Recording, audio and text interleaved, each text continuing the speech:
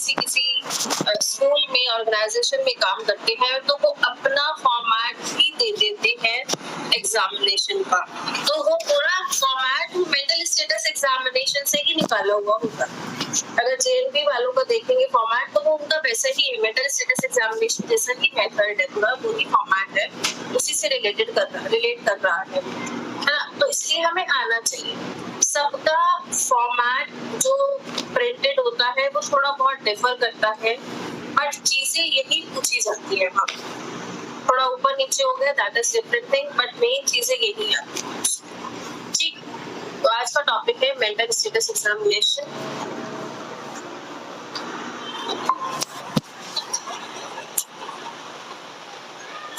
Thank you second start हो रहा है मेरा स्लाइडर्स।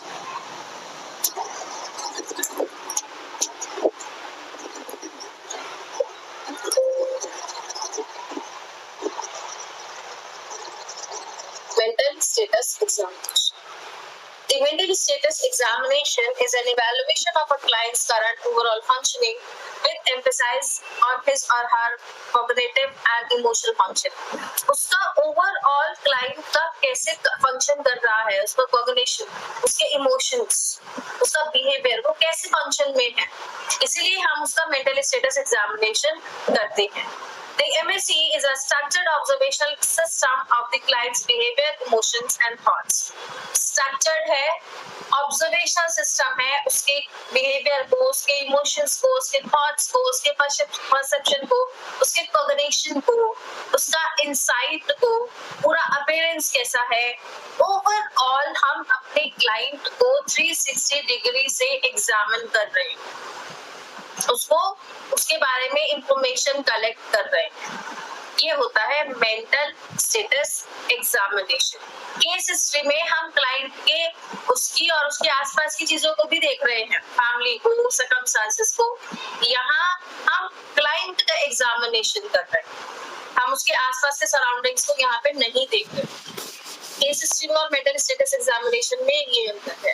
केस हिस्ट्री हम ओवरऑल सिचुएशन देख रहे हैं, मेंटल स्टेटस एग्जामिनेशन हम अपने क्लाइंट की मेंटल स्टेट देख रहे हैं, कॉग्निशन वाला, उसका अपीयरेंस, उसका स्पीच, उसका मूड, उसका थॉट्स, चीजों को कैसे परसीव कर रहा है, क्या कॉग्निशन है, उसका इनसाइट है या नहीं है अपनी चीजों की, जजमेंट ठीक तरीके से कर पा रहा है चीजों को या नहीं कर पा रहा। ये मेंटल स्टेटस एग्जामिनेशन में सारी चीजें आ जाती हैं। The MSE has several components which generally covers the client's appearance, behavior and attitude towards the examination, speech, affect and mood, thought process and content, sensory perception and general cognitive function. क्या क्या components है इसमें? General जो है, client का appearance कैसा है, कैसा उसका behavior है towards the examination, जो हम उसके साथ काम कर रहे हैं उसकी तरफ भी, हमारी तरफ भी, स्पीच कैसा है उसका, अफेक्ट एंड मूड। अफेक्ट और मूड में डिफरेंस पता चलेगा जब हम अभी आगे बढ़ेंगे। मूड अलग कंटेंट होता है थोड़ा सा, अफेक्ट अलग कंटेंट हो जाता है। थॉट प्रोसेस एंड कंटेंट, उसका थॉट प्रोसेस कैसा है और उसमें कंटेंट कैसे आ रहा है, क्या वो अगर वो बोल रहा है तो वो क्या बोल रहा है, किस तरह के शब्दों का इस्तेमाल कर रहा है। सेंसरी परसेप्शन, उसके सेंसेस कैसे काम कर रहे हैं। General cognitive function, general cognition किस तरीके से फंक्शन कर रहा है, ये मेंटल स्टेटस एग्जामिनेशन में कवर हो जाता है। ठीक, सबसे पहले आता है जनरल अपीयरेंस एंड बिहेवियर, उसका general appearance. Appearance includes a description of the client's body, movements, dress, and overall grooming. उसका जनरल अपीयरेंस कैसा है कि उसका क्लाइंट की पूरी डिस्क्रिप्शन, बॉडी कैसी है, मूवमेंट्स कैसी है, ड्रेसिंग सेंस कैसी है, ओवरऑल ग्रूमिंग कैसी है उसका। इसका एक पार्ट है general appearance, physique and body habits, and appearance approximately height, weight, appearance, थोड़ा गोरा सा, हाइट अप्रॉक्स कितनी है, इस तरह का ड्रेसिंग सेंस है उसका, आई कांटेक्ट, इसमें थोड़ा सा हम जनरल अपीयरेंस में ऑब्जर्वेशन में देख लेते हैं, आई कांटेक्ट मेंटेन है या नहीं है, कंफर्टेबल है या नहीं है हमारे साथ बात करते हुए, उसका फिजिकल हेल्थ कैसा है, पतला सा है, थोड़ा ठीक है बॉडी में, हेल्दी सा है, उसका ग्रूमिंग, हाइजीन और सेल्फ केयर कैसा, नेल्स ठीक से प्रॉपर कटे हुए हैं, हेयर कट अच्छे से है, या नेल्स में गंदगी भरी हुई है, या फिर बाल अच्छे से नहीं बने हुए, नहाए धोए ही नहीं है कई टाइम से, वो चीज।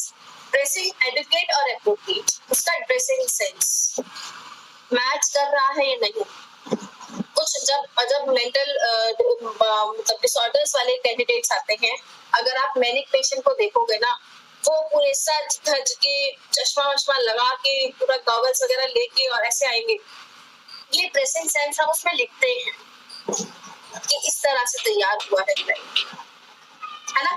Faces, non verbal expression and moods, उसके जेस्चर्स कैसे, वर्बल एक्सप्रेशन कैसा है, नॉन वर्बल एक्सप्रेशन कैसा है, उसके वर्बल के साथ उसकी बॉडी लैंग्वेज मैच कर रही है या नहीं कर रही है, या वर्बल चीजों के साथ बॉडी या एक्सप्रेशन मैच नहीं कर रहे, ये हमें जनरल अपीयरेंस में पता चले। फिर आता है एटीट्यूड टुवर्ड्स एग्जामिनर, हमारी तरफ उसका कैसा एटीट्यूड। भाई यहाँ तक क्लियर हुआ? पहले ये बताओ, ये धीरे समझ आया क्या मैंने बताया इससे? Yes ma'am. है ना। अब हमारी तरफ उसका कैसा एटीट्यूड है, corporation, guardedness, evasiveness, hostility, combativeness या haughtiness, अजीब अजीब से शब्द होगा। guardedness protected है थोड़ा, मतलब कहते हैं ना बहुत सोच समझ के खेलने वाली चीज, उस तरीके से। evasiveness हमारी चीजों को अवॉइड कर रहा, हम जो पूछ रहे हैं उसका थोड़ा बहुत आंसर देते हैं, वरना अवॉइड में है, वो बात ही नहीं करना चाहता। हॉस्टिलिटी अगेंस्ट या अनफ्रेंडली, हमारे से अगेंस्ट है, हमारे से अनफ्रेंडली काम, मतलब बहुत हिचकिचाहट में है। कॉम्पिटिटिवनेस, आर्ग्यू कर रहा है हमसे, आर्गुमेंट वाली बात पे आ गया। हॉस्टिनेस, उसमें प्राइड है किसी चीज का, किसी चीज का ईगो है, वो हमें दिखा रहा है। जो मैनिक पेशेंट्स होते हैं उसमें थोड़ा सा हॉस्टिनेस दिख सकता है, प्राइड वाला, मैं ये कर रहा हूँ, मैं वो कर रहा हूँ, इस तरह की चीजें भी दिख सकती है। फिर आता है अटेंटिवनेस, हमारी तरफ अटेंटिव है या नहीं है ना। एनी इनग्रेटेनिंग और बिहेवियर, मतलब हमसे फेवर मांगने वाला बिहेवियर। फेवर कैसे मांगते हैं?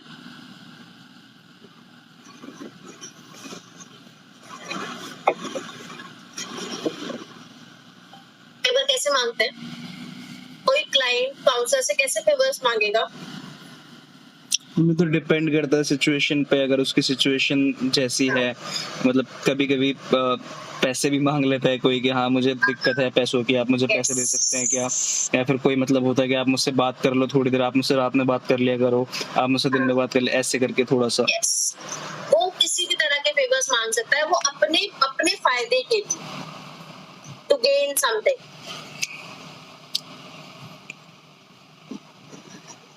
वो उस तरह के बिहेवियर कर सकता है।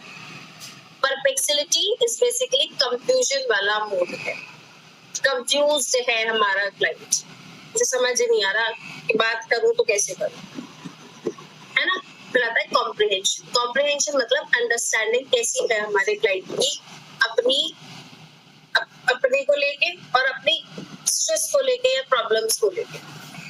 इंटरैक्ट इम्पेयर्ड पार्शियली या फुली, चीजों को हमारी अंडरस्टैंड कर पा रहा है या नहीं कर पा रहा, वो अपनी परेशानी को अंडरस्टैंड कर पा रहा है या नहीं कर पा रहा है। कॉम्प्रिहेंसिव, उसकी अंडरस्टैंडिंग हम वहां पे देख रहे हैं, ठीक, उसका इस तरीके का इंटेलेक्चुअल है।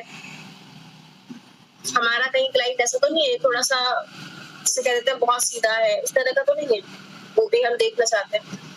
इंटेलेक्चुअल भी देख लो किस तरीके से है उसका, या फिर वो इस मतलब डिसऑर्डर की वजह से उस एरिया में तो नहीं चला गया कि वो अंडरस्टैंड नहीं कर पा रहा चीजों को। कॉम्प्रिहेंशन, ठीक। फिर आता है gaits and postures, manner of walking, sitting, lying, सब चीज, स्टैंडिंग, नॉर्मल और एबनॉर्मल, सही से खड़ा है, बैठा है, चल भी रहा है या नहीं चल रहा है, वो हम postures, उसका जिस्ट ऑफ postures लेते हैं. Motor activities, increased, decreased, excitement, stupor, abnormal involuntary movements, aids such as tics, social withdrawal, compulsive acts, rituals or habits, nail biting, reaction time. Motor activities मतलब मैनिक पेशेंट्स में motor activities ज्यादा देखी जाती है. Manic patient mood disorder का part है. आने वाले सेशन में, कल का वही सेशन होगा मूड डिसऑर्डर्स, उसमें पता चलेगा क्या होता है मैनिक या मेनिया, है ना. इंक्रीज मैनिक पेशेंट में होती है, डिक्रीज डिप्रेशन वाले पेशेंट में होती है. सबको पता है डिप्रेशन का पेशेंट जो होता है सुस्त सा रहता है, कहीं नहीं जाना पसंद करता, एक्टिविटीज फ्रेंड से मिलना बंद कर देता है. जिन एक्टिविटीज से पहले इंटरेस्ट होता था वो भी खत्म हो गई है अब, इंटरेक्शन. तो एक्टिविटीज डिक्रीज हो रही है ना, मोटर एक्टिविटीज भी. Yes ma'am. Same manic patient के साथ उल्टा होता है, उसकी मोटर एक्टिविटीज बढ़ने लगती है. जैसे क्या करेगा, कोड़ा चुगना शुरू कर देगा, इस तरह की एक्टिविटीज होती है. वो एक्साइटेड हो जाता है बहुत ज्यादा, इतने ज्यादा एक्साइटेड हो जाता है कि वो हंसते रहेंगे, बात करते रहेंगे लोगों से, तो इतना ज्यादा होता है एक्साइटमेंट या स्टूपर. वही मैनिक पेशेंट एक्साइटेड होगा, डिप्रेशन पेशेंट जो होगा वो बिल्कुल डाउन चला जाएगा. Abnormal involuntary movements such as tics. एक वो पढ़ा था हमने, वो देखिए मूवी हिचकी. Yes ma'am. वो तो चलो एक डिसऑर्डर हो गया. क्या था हिचकी मूवी में? मैम उसको हिचकी आती थी बहुत ज्यादा, जब मतलब वो कोई बात बोलती थी वो, तो है ना. हिचकी मतलब एक तरीके से उसको ट्यूरेट सिंड्रोम करके एक डिसऑर्डर था. वो हिचकी आती थी, वो तो क्या करती थी, ऐसे ऐसे करके, है ना. Yes ma'am. एकदम से आवाजें भी उसके मुंह से आती. Yes ma'am. है ना.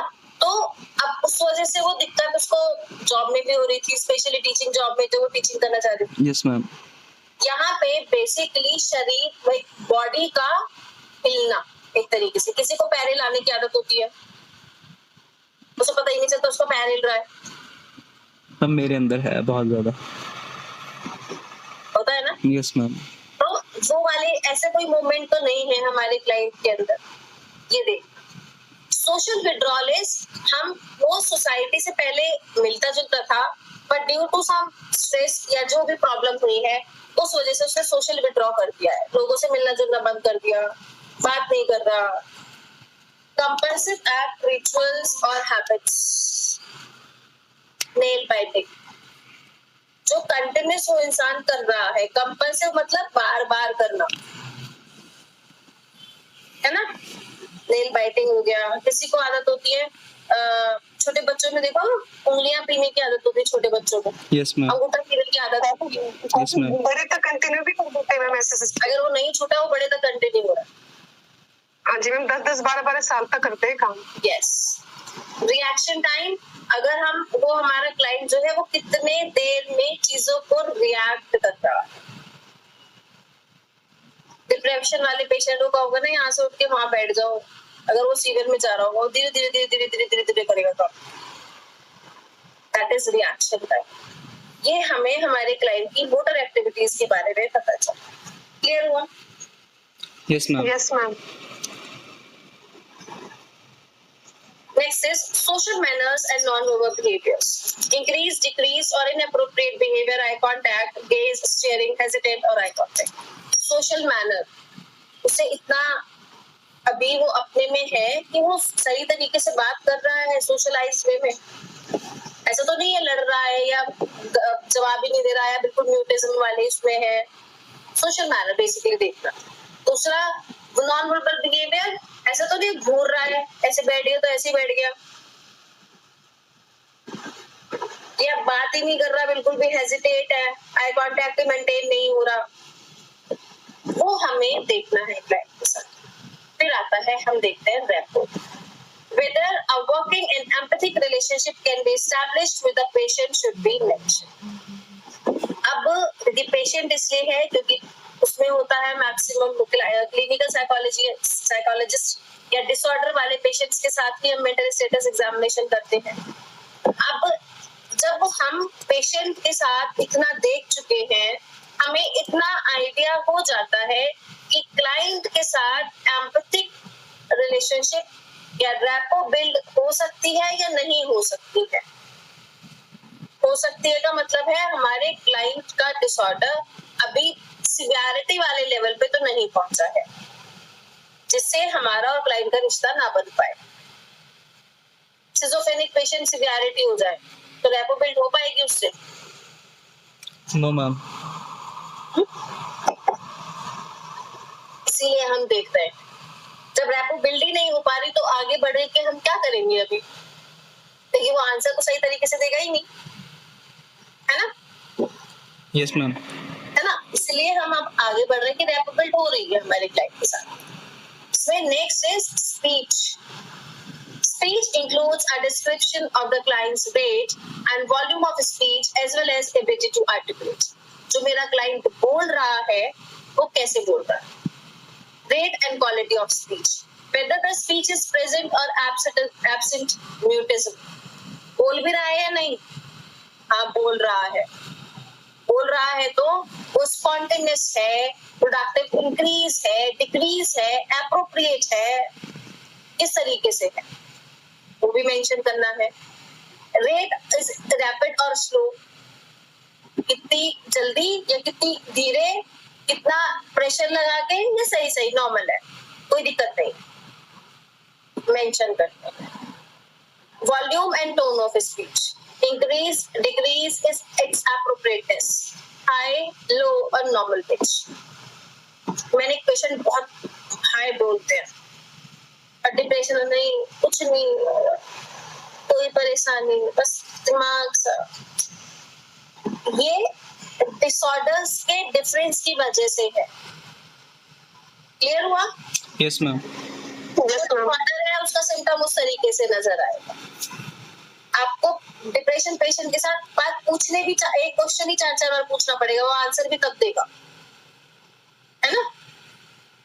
Yes ma'am. मैनिक पेशेंट से पूछोगे, एक क्वेश्चन पूछोगे 6 का आंसर मिलेगा, वो एडवांस में बात बताएगी, है ना? Yes ma'am. Flow and rhythm of speech. Flow कैसे चल रहा है या रिदम कैसे चल रही है? स्मूथ और हेजिटेंट, ब्लॉक सडन। स्मूथ है कोई दिक्कत नहीं है, या हेजिटेंट है चुप चुप थोड़ा मतलब रुक रुक के बता रहा है, या बोलते बोलते एकदम ब्लॉक हो गया, चुप हो गया एकदम।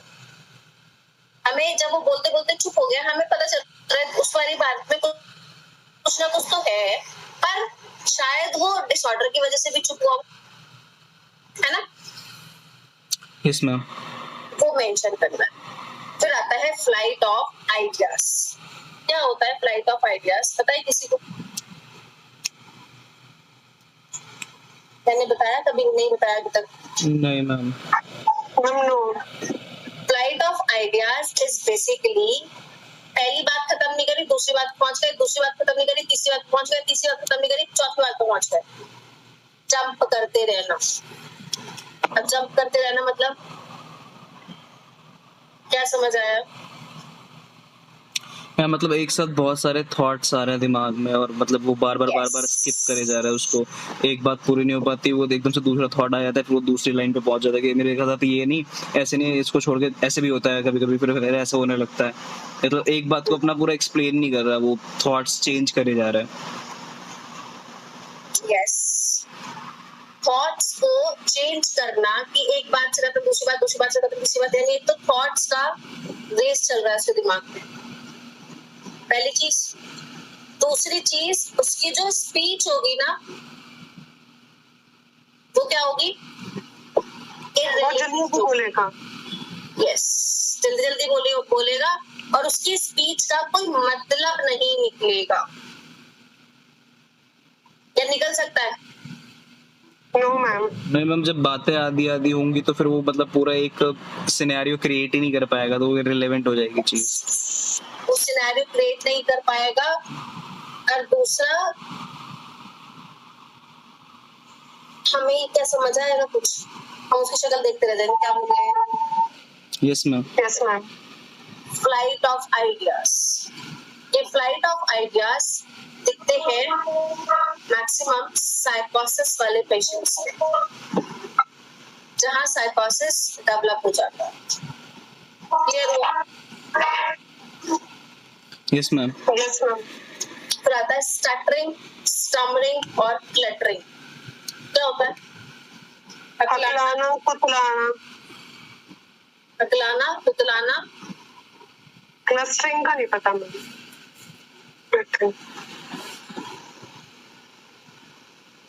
क्या होता है?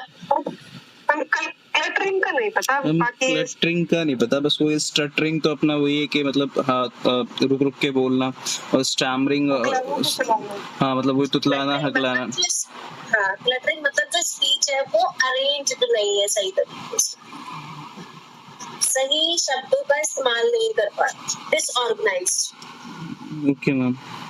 है ना? तो अकलाना, तुतलाना, डिसऑर्गेनाइज्ड, ठीक। ये स्पीच दिख रही है और टूटी फूटी में समझ आ रही है थोड़ी बहुत उसकी बात। फ्लाइट ऑफ आइडियाज में हमें समझ नहीं आ रहा कुछ भी, यहाँ हमें समझ आ रहा है। क्लियर हुआ? Yes ma'am. जैसे हम छोटे बच्चों की बातें होती हैं, वो छोटे छोटे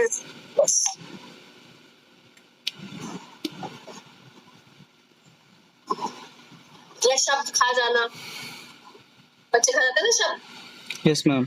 बोलते बोलते। मूड एंड अफेक्ट, इन दोनों में डिफरेंस है। Affect and mood includes both the statement of the client's self-report of feeling and the impression of the stability, appropriateness and range of the client's affect. है तो ये सेल्फ रिपोर्टिंग, क्यों कैसा feel कर रहे हैं, कैसा उन्हें लग रहा है इमोशनली या साइकोलॉजिकली, सब तरीके से स्टेबिलिटी है या नहीं है। बट मूड क्या है? Mood is the pervasive feeling tone which is sustained last for some length of time and color the total experience of the person. Mood is पिछले 15 दिनों से कैसा लग रहा है। अब मेरा बीच में 1-2 दिन खराब मूड हुआ हो, पर 15 दिन में से 7-10 दिन मेरा सही रहा हो, तो आई विल से मेरा मूड अच्छा है पिछले 15 दिनों से। यानी जो मैक्सिमम फीलिंग है उसने बाकी फीलिंग्स को भी कवर कर दिया, वो हुआ मूड। मूड समझ आया क्या हुआ? Yes ma'am. Yes ma'am. अब अफेक्ट क्या है? Affect is the outward object expression of the immediate or cross-sectional experience of the emotion at a given time. अभी मूड कैसा है, अभी कैसा फील कर रहे हो, that is affect. Present time में, immediately. समझ आया मूड और अफेक्ट का डिफरेंस? Yes ma'am. ये हम अपने क्लाइंट से पूछते हैं, ठीक। फिर आता है थॉट्स। हमारा थॉट कैसा है हमारे क्लाइंट का? Normal thinking is a goal-directed flow of ideas, symbols, and association initiated by a problem or a task characterized by a rational connection between successive ideas or thoughts and leading towards a reality-oriented conclusion. Normal thinking क्या है भाई? Ideas flow हो रहे हैं, symbols, हम associate कर रहे हैं चीजों को, टास्क को, अपने काम को, हम सोचते रहते हैं कि हम कैसे आगे बढ़े, क्या करें, कोई थॉट प्रोसेस है जो रियलिटी से जुड़ा हुआ है। ये थॉट प्रोसेस है, नॉर्मल थिंकिंग है। But a description of the client's thought process and content refers to the coherence of the client's thoughts in the presence of any dangerous or psychotic ideas. Thoughts को हम क्यों express कर रहे हैं, क्यों describe कर रहे हैं क्लाइंट के, हमें पता चलेगा वो किस चीज से कनेक्टेड है, वो कितना सही तरीके से प्रेजेंट में है, रियलिटी को समझ रहा है, या कोई डेंजरस या साइकोटिक आइडियाज तो नहीं है उसके दिमाग में। Dangerous suicidal thoughts, self harm thoughts, psychotic symptoms या psychotic ideas like delusion and hallucinations. हमने पढ़ा था ना delusion और hallucinations।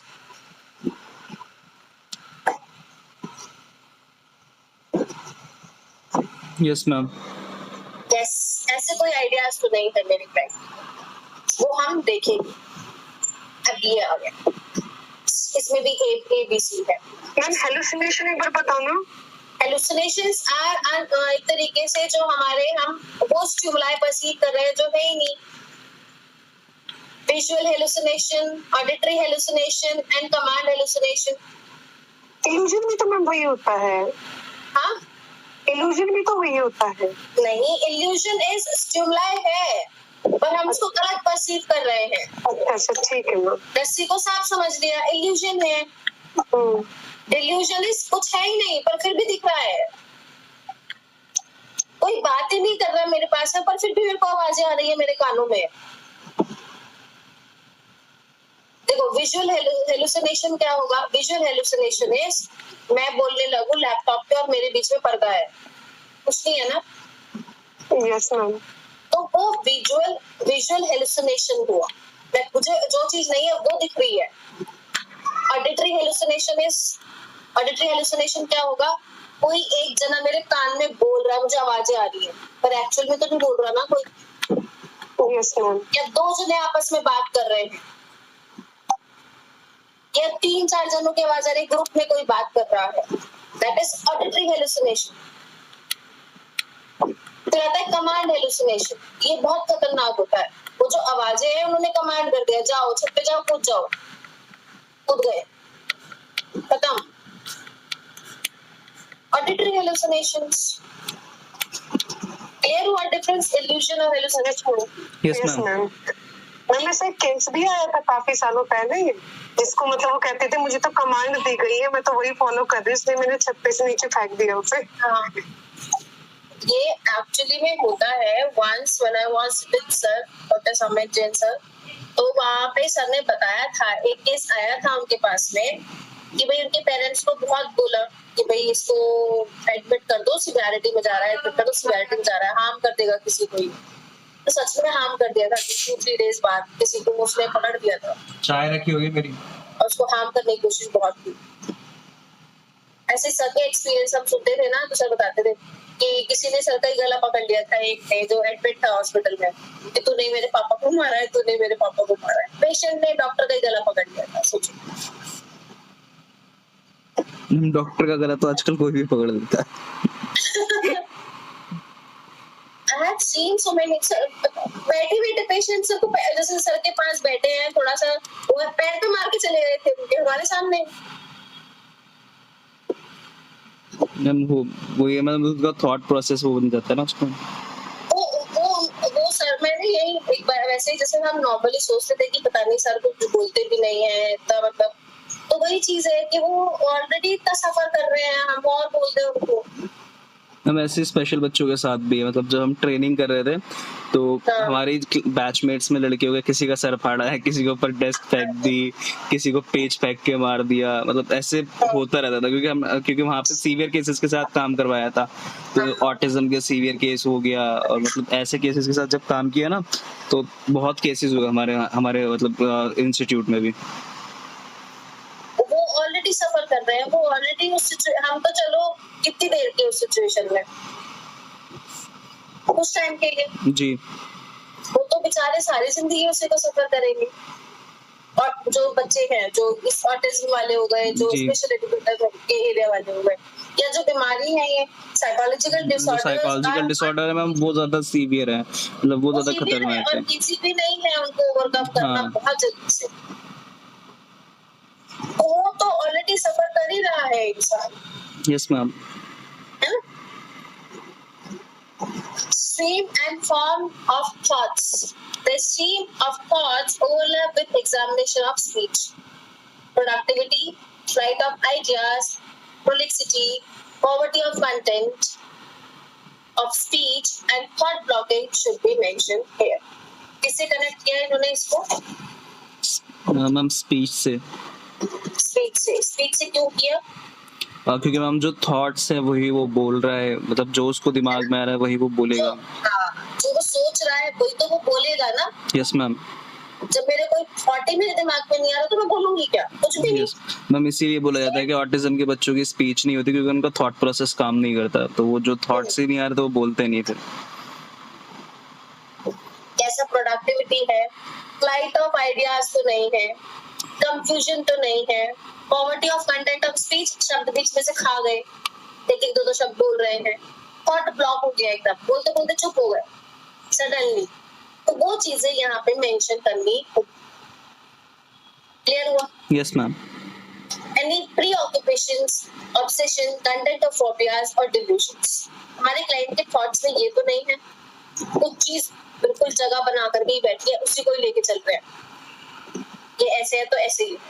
ऑब्सेशन, किसी चीज का थॉट तो बार बार आ रहा है, इंट्रूसिव थॉट्स, ये एक थॉट तो 10 बार बोल दिया मेरे क्लाइंट ने, ऑब्सेशन तो नहीं है। फोबिया जैसी चीज तो नहीं है उसके अंदर, मुझे इससे डर लग रहा है उससे डर लग रहा है, इरेशनल फियर। डिल्यूजन जैसा तो नहीं है, शक वहम वाली बीमारी तो नहीं है। फॉल्स और अनशेकेबल बिलीव्स, डिल्यूजन्स याद है?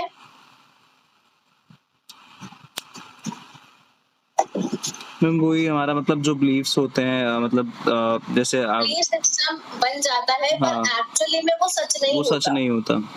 पर उसको ना अगर हम बोले उसको प्रमाण भी देते पर वो उसको मानता नहीं है क्लाइंट, यस मैम। तो उसके अंदर बैठ गया डिल्यूजन्स, है ना। फिर आता है परसेप्शन, हमारे क्लाइंट की सेंसरी सेंसेस कैसे काम कर रहा है, विजन सेंस कैसे काम कर रहा है। A sensory assessment includes vision and hearing problem and the presence of any illusion or hallucinations. सुनना और देखना, कई hallucinations, illusions या misinterpretation तो नहीं है। Perception is a process of being aware of sensory experiences and being able to recognize it by comparing it with previous experience. तो कैसा उसका सेंसरी एक्सपीरियंस है, अगर हम देख रहे हैं कि उस पहले तो सही था पर अब दिक्कत हो रही है, हेलुसिनेशंस या चीजों को इल्यूजन यानी गलत परसीव कर रहा है या मिस इंटरप्रिटेशन कर रहा है, गलत इंटरप्रिटेशन जा रही है, वो परसेप्शन हम अपने क्लाइंट का देखते हैं। Cognition assessment, cognition thought process, हमारा दिमाग थोड़ा सा। Assessment of overall cognitive functioning includes the client estimated intelligence, थोड़ा सा एस्टिमेट करना इंटेलिजेंस का, उसका अलर्टनेस, अटेंटिव है या नहीं है हमारे साथ में, कॉन्सेंट्रेट कर पा रहा है चीजों पे या नहीं कर पा रहा है, उसकी मेमोरी कैसी है, इंसाइट, अपनी जो बीमारी है जो डिसऑर्डर है उसका अवेयरनेस उसके अंदर है या नहीं है, चीजों को जज कर पा रहा है सही तरीके से या नहीं कर पा रहा है, ये कॉग्निशन असेसमेंट के अंदर आ जाता है। सबसे पहला आता है कंसाइसनेस, the intensity of stimulation needs to arouse a patient should be indicated to demonstrate a level of alertness. वो alert कितना है ये देखने के लिए हम काम कर रहे हैं। यहाँ तक क्लियर है तो बोलो फिर आगे बढ़े। यस मैम क्लियर है। Yes, ma'am. For example, by calling patient's name in a normal voice, calling in a loud voice, light touch on the arms. बहुत धीरे से, थोड़ा सा तेज में, थोड़ा सा उसको टच कर लिया, उसकी अटेंशन हमें पता चल जाएगी कितना अटेंटिव है। Orientation, the patient is well oriented to time. Test by asking the time, date, day, month, year, season, and the time spent in hospital. Place. Test by asking the present location, building, city or country. कौन सी city में हूँ, कौन सी country में हूँ, कहाँ बैठे हूँ, है ना, कौन सी डेट है, कौन सा मंथ चल रहा है, कौन सा सीजन चल रहा है, ओरिएंटेशन, हमें पता चल रहा है उसको। फिर आता है attention, is the attention easily aroused or sustained? Ask the patients to repeat forward and the backward count. Attention उसका बहुत easily तरीके से वो कर पाता है चीजों को ध्यान से या नहीं कर पा रहा, अटेंटिव वे में काम कर पा रहा है या नहीं कर पा रहा, फॉरवर्ड और बैकवर्ड काउंटिंग हम सब बुलवा सकते हैं। कॉन्सेंट्रेशन, चीजों को अटेंड तो कर पा रहा है पर कॉन्सेंट्रेट नहीं कर पा रहा बहुत देर तक, थोड़ा टाइम तक। Can the patient concentrate? Is he easily distractible as the subject series? Subject series हम उससे पूछ सकते हैं, या फिर उसका ध्यान भंग कर सकते हैं इजीली, कंसंट्रेशन दिक्कत हो रही है ना। ये अगर हम कंसंट्रेशन इश्यूज देखें तो आजकल हम लोगों में भी है। Yes ma'am. नॉर्मल वे में, क्योंकि ये जो मोबाइल जैसी चीज आ गई है ना हम लोगों के हाथ में, ये हम काम करते करते भी काम नहीं कर रहे, है ना। यस मैम, एक मतलब थॉट चलता रहता है दिमाग के अंदर कि फोन में अभी इंस्टाग्राम व्हाट्सएप पे मैसेज आ गया, Yes. इंस्टाग्राम बच गया, किसका आया चलता होगा रहता है। किसका आया होगा, ऐसा वाला मतलब चलता रहता है। सोने से पहले तो इसके दर्शन है, उठते ही है तो इसके दर्शन है। Yes ma'am. ये हो रहा है। फिर आता है memory, immediate retention and recall और रिसेंट मेमोरी। हम क्लाइंट को क्या बोल सकते हैं कि हम आपको 4-5 चीजों के वो बताएंगे और आप हमें अभी बताना है इसको जो हमने बोला। हमें उसे बोल दिया book, table, chair, laptop, phone. उसने मेरे को बता दिया book, table, chair, laptop, phone. अब मैं उससे बोल रही हूँ एक थोड़ी देर बाद दोबारा से पूछूंगी, इसको याद रखना। उसकी मेमोरी का थोड़ा हमें आइडिया हो जाएगा। ठीक, फिर आता है इंटेलिजेंस वाले एरिया पे। Intelligence is the ability to think logically, act rationally and deal effectively with environment. Ask question about general information, keeping in mind the patient's educational and social background, his experience and interest. Intelligence नापने के लिए, intelligence को थोड़ा बहुत logically समझने के लिए हमें अपने क्लाइंट के सोशल बैकग्राउंड या एजुकेशनल बैकग्राउंड को ध्यान में रखते हुए क्वेश्चंस पूछने हैं,